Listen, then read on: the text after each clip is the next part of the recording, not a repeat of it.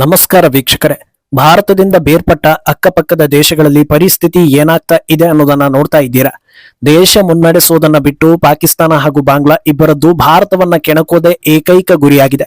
ಆದ್ರೆ ಮೋದಿ ಸರ್ಕಾರ ಈಗ ಯಾರನ್ನ ಎಲ್ಲಿ ಹೇಗೆ ಹಿಡಿಬೇಕು ಆ ಕೆಲಸವನ್ನ ಮಾಡ್ತಾ ಇದ್ದು ಈ ಎರಡೂ ದೇಶಗಳ ಭವಿಷ್ಯ ಎಲ್ಲರ ಕಣ್ಣಿಗೆ ಕಾಣಿಸುವಂತಾಗ್ತಾ ಇದೆ. ಒಂದು ಕಡೆ ಪಾಕಿಸ್ತಾನದ ಜೊತೆ ಇಂಡಸ್ ಟ್ರೀಟಿಗೆ ತಾತ್ಕಾಲಿಕ ಬ್ರೇಕ್ ಹಾಕಿರೋ ಭಾರತ ಇನ್ನು ಮುಂದೆ ಪಾಕಿಸ್ತಾನದ ಪಾಲಿಗೆ ಸಿಂಧೂ ನದಿ ನೀರು ಶಾಶ್ವತವಾಗಿ ಕನಸು ಮಾಡೋದಕ್ಕೆ ದಿಟ್ಟ ಹೆಜ್ಜೆಯನ್ನ ಇಟ್ಟಿದೆ. ಇದರ ಎಫೆಕ್ಟ್ ಯಾವ ರೀತಿ ಇರುತ್ತೆ ಅನ್ನೋ ಚರ್ಚೆ ಶುರುವಾಗಿದೆ. ಇನ್ನೊಂದು ಕಡೆ ಹಿಂದೂಗಳ ನರಮೇಧಕ್ಕೆ ಅವಕಾಶ ಕೊಟ್ಟು ಭಾರತದ ಜೊತೆಗೆ ಅನಾವಶ್ಯಕ ತಲಹರಟೆ ಮಾಡ್ತಾ ಇರೋ ಬಾಂಗ್ಲಾದ ಯೂನಸ್ ಭಾರತದ ಮುಂದೆ ಮಂಡಿಯೂರೋ ಪರಿಸ್ಥಿತಿ ಬಂದಿದೆ. ಹಾಗಿದ್ರೆ ಏನಿ ರಾಜತಾಂತ್ರಿಕ ಹೊಡೆತ ಅನ್ನೋದನ್ನ ಒನ್ ಬೈ ಒನ್ ವಿವರಿಸ್ತಾ ಹೋಗ್ತೀವಿ. ಈ ವಿಡಿಯೋವನ್ನ ತಪ್ಪದೆ ಕೊನೆ ತನಕ ನೋಡಿ. ಅದಕ್ಕೂ ಮುನ್ನ ಮೀಡಿಯಾ ಮಾನ್ಸ್ಟರ್ ಚಾನಲ್ ಅನ್ನ ತಪ್ಪದೆ ಸಬ್ಸ್ಕ್ರೈಬ್ ಮಾಡಿ. ಎಸ್, ಒಂದು ದೇಶ ಹೇಗಿರಬಾರದು ಅನ್ನೋದಕ್ಕೆ ಭಾರತದಿಂದ ಬೇರ್ಪಟ್ಟ ಎರಡು ಉಗ್ರ ಪೋಷಕ ರಾಷ್ಟ್ರಗಳು ಉದಾಹರಣೆ. ಎಲ್ಲಾ ದೇಶಗಳ ಸಮಸ್ಯೆ ನೋಡ್ಕೊಳ್ಳೋದಕ್ಕೆ ಅಂತಾರಾಷ್ಟ್ರೀಯ ಮಟ್ಟದಲ್ಲಿ ಒಂದು ಪಂಚಾಯಿತಿ ಕಟ್ಟೆ ಇದ್ರೂ ಪಾಕ್ ವಿಷಯದಲ್ಲಿ ಭಾರತಕ್ಕೆ ಸಿಕ್ಕ ಬೆಂಬಲ ಈಗ ಗೊತ್ತಿರೋದೆ. ಪದೇ ಪದೇ ಭಾರತದ ಮೇಲೆ ಅಟ್ಯಾಕ್ ಮಾಡೋದು, ತಿರುಗೇಟು ಕೊಟ್ರೆ ಬೇರೆ ಬೇರೆ ದೇಶಗಳಿಗೆ ಹೋಗಿ ಕಣ್ಣೀರು ಹಾಕಿ ಅಳೋದು, ವಿಶ್ವ ಮಟ್ಟದಲ್ಲಿ ಕಂಪ್ಲೇಂಟ್ ಮಾಡಿದ್ರೆ ಅಲ್ಲಿ ಸುಳ್ಳು ಹೇಳಿ ನುಣುಚಿಕೊಳ್ಳೋದು. ಇದಕ್ಕಿಂತ ದುರಂತ ಭಾರತದಲ್ಲಿ ನಾಚಿಕೆಟ್ಟ ಅಸಹ್ಯಗಳ ಬೆಂಬಲ ಬೇರೆ ಪಾಕಿಸ್ತಾನಕ್ಕೆ ಸಿಗೋದ್ರಿಂದ ಇದೆಲ್ಲ ಒಂಥರ ಸಹಜ ಪ್ರಕ್ರಿಯೆ ಅನಿಸ್ಕೊಂಡಿತ್ತು. ಆದ್ರೆ ಯಾವಾಗ ಭಾರತ ಕೂಡ ವಾಪಸ್ ಬಡಿಯುತ್ತೆ, ಸುಧಾರಿಸಿಕೊಳ್ಳೋದಕ್ಕೆ ಕಷ್ಟ ಅನ್ನೋ ರೀತಿಯಲ್ಲಿ ಬಡಿಯುತ್ತೆ ಅನ್ನೋದು ಮನವರಿಕೆ ಆಯ್ತೋ ಸ್ವಲ್ಪ ಅಲರ್ಟ್ ಆಗಿತ್ತು. ಆದ್ರೂ ಕೂಡ ತನ್ನ ವರಸೆ ಮುಂದುವರೆಸಿರೋ ಪಾಕಿಸ್ತಾನಕ್ಕೆ ಮರಣ ಶಾಸನ ಬರೆಯೋದಕ್ಕೆ ಭಾರತ ದಿಟ್ಟ ಹೆಜ್ಜೆಯನ್ನ ಇಟ್ಟಿದೆ. ಕಂಡು ಕೇಳರಿಯದ ಶಿಕ್ಷೆ ನಿಗದಿಯಾಗಿದೆ. ಪಹಲ್ಗಾಮ್ ದಾಳಿ ಬೆನ್ನಲ್ಲೇ ಸಿಂಧೂ ನದಿ ನೀರಿನ ಒಪ್ಪಂದಕ್ಕೆ ಭಾರತ ತಾತ್ಕಾಲಿಕವಾಗಿ ತಡೆ ಹಾಕಿತ್ತು. ಈಗ ಅದನ್ನ ಪರ್ಮನೆಂಟ್ ಮಾಡುವತ್ತ ದೊಡ್ಡ ಹೆಜ್ಜೆಯನ್ನ ಇಟ್ಟಿದೆ. ಪಾಕಿಸ್ತಾನಕ್ಕೆ ಬಿಡ್ತಾ ಇರೋ ನೀರನ್ನ ಕಂಪ್ಲೀಟ್ ಆಗಿ ಭಾರತದ ರಾಜ್ಯಗಳಿಗೆ ಹರಿಬಿಡಬೇಕು ಅನ್ನೋ ಯೋಚನೆ ಇದೆ ಅನ್ನೋದು ಈ ಹಿಂದೆ ಸುದ್ದಿಯಾಗಿತ್ತು. ಆ ಕುರಿತಂತೆ ಸಾಕಷ್ಟು ಅಪ್ಡೇಟ್ ಗಳನ್ನ ಕೂಡ ಕೇಂದ್ರ ಸರ್ಕಾರ ಹಂಚಿಕೊಂಡಿತ್ತು. ಈಗ ಆ ಕೆಲಸದ ವೇಗವನ್ನ ಹೆಚ್ಚಿಸ್ತಾ ಇದೆ. 4 ಚೆನಾಬ್ ಬೇಸಿನ್ ಪ್ರಾಜೆಕ್ಟ್ ಗಳಿಗೆ ಸರ್ಕಾರ ಗ್ರೀನ್ ಸಿಗ್ನಲ್ ಕೊಟ್ಟಿದ್ದು ಇಂತಿಷ್ಟು ದಿನದೊಳಗೆ ಇಂತಿಷ್ಟು ವರ್ಷಗಳ ಒಳಗೆ ಅದನ್ನ ಪೂರ್ಣಗೊಳಿಸಬೇಕು ಅನ್ನೋ ಆದೇಶವನ್ನ ನೀಡಿದೆ. ಹೈಡ್ರೋ ಪವರ್ ಪ್ರಾಜೆಕ್ಟ್ಗಳು ಇದಾಗಿದ್ದು ಪಾಕಿಸ್ತಾನಕ್ಕೆ ಶಾಕ್ ಕೊಡ್ತಾ ಇದೆ. ಅಂದಹಾಗೆ ಇದರ ಜವಾಬ್ದಾರಿಯನ್ನ ಸರ್ಕಾರ ಹರಿಯಾಣ ಮಾಜಿ ಮುಖ್ಯಮಂತ್ರಿ ಮನೋಹರ್ ಲಾಲ್ ಖಟ್ಟರ್ ಅವರಿಗೆ ನೀಡಿದೆ. ಅಂದಹಾಗೆ ಸಿಂಧೂ ನೀರನ್ನ ದೇಶದ ಒಳಗೆ ಹರಿಬಿಡೋ ಪ್ರಾಜೆಕ್ಟ್ ನಲ್ಲಿ ಹರಿಯಾಣ ರಾಜ್ಯ ಕೂಡ ಒಂದಾಗಿರೋದ್ರಿಂದ ಅಳೆದು ತೂಗಿ ಜವಾಬ್ದಾರಿಯನ್ನ ನೀಡಲಾಗಿದೆ. ಅಲ್ಲದೆ ಒಂದಷ್ಟು ಖಡಕ್ ಸೂಚನೆಗಳನ್ನು ಕೂಡ ನೀಡಲಾಗಿದೆ. ಯಾವುದೇ ಕಾರಣಕ್ಕೂ ಈ ಪ್ರಾಜೆಕ್ಟ್ ಡಿಲೇ ಆಗಲೇಬಾರದು. ಅಲ್ಲಿನ ಕೆಲಸ ಕಾರ್ಯಗಳ ಗ್ರೌಂಡ್ ರಿಪೋರ್ಟ್ ಅನ್ನ ಪರಿಶೀಲನೆ ಮಾಡ್ತಾ ಇರಬೇಕು. ನಿಗದಿತ ಸಮಯದಲ್ಲಿ ಇದನ್ನ ಮುಗಿಸಬೇಕು ಅಂತ ಹೈಕಮಾಂಡ್ ಸೂಚನೆ ಕೊಟ್ಟಿದೆ. ಅಲ್ಲಿಗೆ ಇದರ ಸಂದೇಶ ಕ್ಲಿಯರ್ ಆಗಿದೆ. ತಾತ್ಕಾಲಿಕವಾಗಿ ನಿಲ್ಲಿಸಿರೋ ನೀರನ್ನ ಪರ್ಮನೆಂಟ್ ಆಗಿ ನಿಲ್ಲಿಸ್ತೀವಿ. ಆ ನೀರಿನ ಅಗತ್ಯತೆ ನಮ್ಮ ದೇಶಕ್ಕಿದೆ. ಆದ್ರಿಂದ ಇನ್ನು ಮುಂದೆ ಸಿಂಧೂ ನದಿ ನೀರಿಗೆ ಆಸೆ ಪಡಬೇಡಿ ಅಂತ ಪರೋಕ್ಷವಾಗಿ ಹೇಳಿದಂತಾಗಿದೆ. ಏನೋ ಈ 4 ಪ್ರಾಜೆಕ್ಟ್ ಗಳ ಬಗ್ಗೆ ಈವರೆಗೆ ಸಿಕ್ಕಿರೋ ಮಾಹಿತಿಗಳನ್ನ ನೋಡ್ತಾ ಹೋಗೋದಾದ್ರೆ, ಮೊದಲನೆಯದು ಪಕಾಲ್ ದಳ್. ಇದರ ಕೆಪಾಸಿಟಿ 1000 ಮೆಗಾವ್ಯಾಟ್. ಕಿಶ್ತ್ವಾರ್ ನಲ್ಲಿ ನಿರ್ಮಾಣವಾಗೋ ಈ ಡ್ಯಾಮ್ ಎತ್ತರ 167 ಮೀಟರ್ ಹಾಗೂ ಇದರ ಡೆಡ್ಲೈನ್ 2026 ಡಿಸೆಂಬರ್. ಇನ್ನೊಂದು ಕಿರು ಸ್ಥಳ ಕಿಶ್ತ್ವಾರ್, ಎತ್ತರ 135 ಮೀಟರ್ ಹಾಗೂ 2026 ಡಿಸೆಂಬರ್ ಒಳಗೆ ಇದನ್ನ ಮುಗಿಸಬೇಕು ಅಂತ ಡೆಡ್ಲೈನ್ ಕೊಟ್ಟಿದ್ದಾರೆ. ಮೂರನೆಯದ್ದು ಕ್ವಾರ್ ಡ್ಯಾಮ್, ಎತ್ತರ 109 ಮೀಟರ್, ಸ್ಥಳ ಚೆನಾಬ್, ಡೆಡ್ಲೈನ್ ಮಾರ್ಚ್ 2028. ನಾಲ್ಕನೆಯದ್ದು ರಾಟಲ್, 850 ಮೆಗಾವ್ಯಾಟ್, ಎತ್ತರ 133 ಮೀಟರ್, ಸ್ಥಳ ಚೆನಾಬ್ ಹಾಗೂ ಡೆಡ್ಲೈನ್ 2028. ಅಲ್ಲಿಗೆ ಸರ್ಕಾರ ಯಾವ ರೇಂಜ್ಗೆ ತಯಾರಿಯನ್ನ ಮಾಡಿಕೊಂಡಿದೆ ಅನ್ನೋದು ಇಲ್ಲಿ ಕ್ಲಿಯರ್ ಆಗ್ತಾ ಇದೆ. ಇದರಿಂದ ಪಾಕಿಸ್ತಾನಕ್ಕೆ ನಷ್ಟ ಏನು ಅನ್ನೋದನ್ನ ಹೊಸದಾಗಿ ವಿವರಿಸೋ ಅಗತ್ಯತೆ ಇಲ್ಲ ಅನ್ಸುತ್ತೆ. ಯಾಕಂದ್ರೆ ಈಗಾಗಲೇ ಹಲವು ಸಲ ಪಾಕಿಸ್ತಾನಕ್ಕೆ ನೀರಿನ ಸಮಸ್ಯೆ ದೊಡ್ಡ ಮಟ್ಟದಲ್ಲಿ ಆಗ್ತಾ ಇದೆ ಅನ್ನೋದು ರಿವೀಲ್ ಆಗಿದೆ.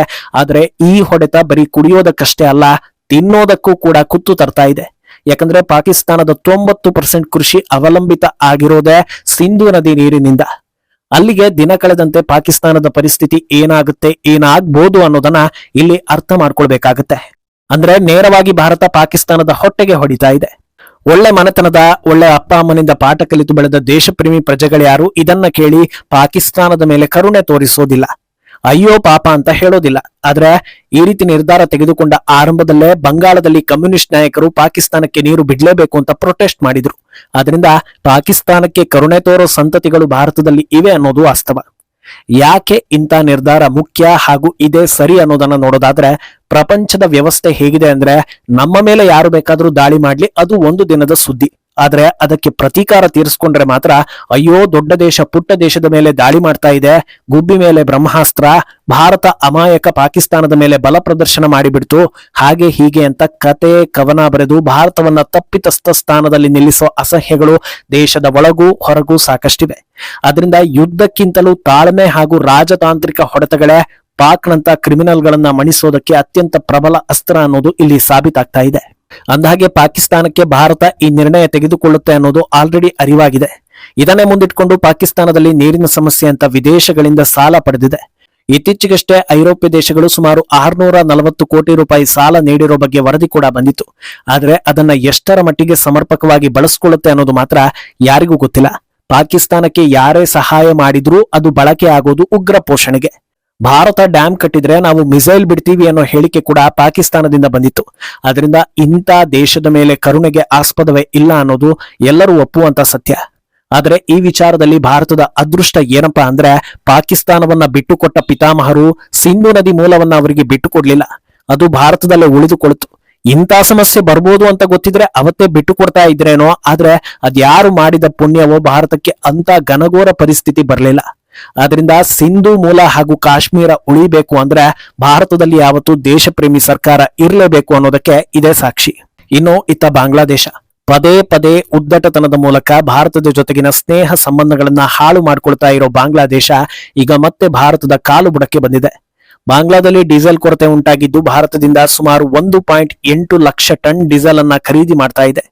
ಈ ಡೀಸೆಲ್ ಅಸ್ಸಾಂನ ನುಮಾಲಿಗರ್ ರಿಫೈನರಿ ಲಿಮಿಟೆಡ್ ನಿಂದ ರಫ್ತಾಗಲಿದ್ದು ಸಿಲಿಗುರಿ ಕಾರಿಡಾರ್ ಮೂಲಕವೇ ಬಾಂಗ್ಲಾದೇಶವನ್ನ ತಲುಪಲಿದೆ. ಬಾಂಗ್ಲಾ ಯೋಗ್ಯತೆ ಏನು ಅನ್ನೋದು ಅರ್ಥ ಆಗೋದಕ್ಕೆ ಇದೊಂದು ವಿಚಾರ ಸಾಕಾಗುತ್ತೆ ಅನ್ಸುತ್ತೆ. ಯಾಕಂದ್ರೆ ಇತ್ತೀಚೆಗೆ ಬಾಂಗ್ಲಾ ಭಾರತಕ್ಕೆ ಇದೇ ವಿಚಾರ ಇಟ್ಕೊಂಡು ಧಮ್ಕಿ ಹಾಕ್ತಾ ಇರೋದು. ಸಿಲಿಗುರಿ ಕಾರಿಡಾರ್ ಅನ್ನ ಭಾರತದಿಂದ ಬೇರ್ಪಡಿಸಿ ಈಶಾನ್ಯ ರಾಜ್ಯಗಳನ್ನ ಬಾಂಗ್ಲಾಗೆ ಸೇರಿಸಿಕೊಂಡು ಗ್ರೇಟರ್ ಬಾಂಗ್ಲಾ ಮಾಡ್ತೀವಿ ಅಂತ ಖುದ್ದು ಯೂನಸ್ ಕೂಡ ಈ ಮಾತನ್ನ ಹೇಳಿದ್ದಾನೆ. ಇಂಥ ಹುಚ್ಚು ಕನಸುಗಳು ದೊಡ್ಡ ಮಟ್ಟದಲ್ಲಿದೆ. ಆದ್ರೆ ಈ ರೀತಿ ಮಾಡಿದ್ರೆ ಅದರ ಪರಿಣಾಮ ಹೇಗಿರುತ್ತೆ ಅನ್ನೋದು ನೊಬೆಲ್ ಪ್ರಶಸ್ತಿ ಪಡೆದಿರೋ ಅಯೋಗ್ಯನಿಗೆ ಗೊತ್ತಿಲ್ಲ.